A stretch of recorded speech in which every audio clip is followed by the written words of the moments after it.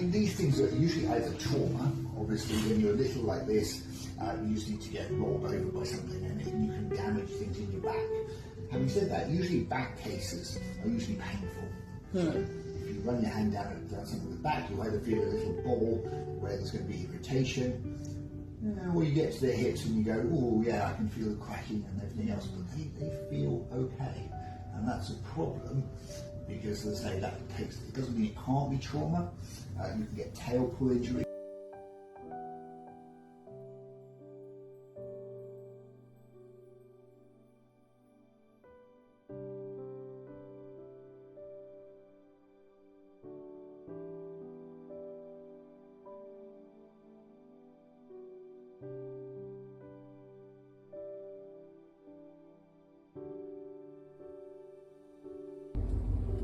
Yes, the car will be alone.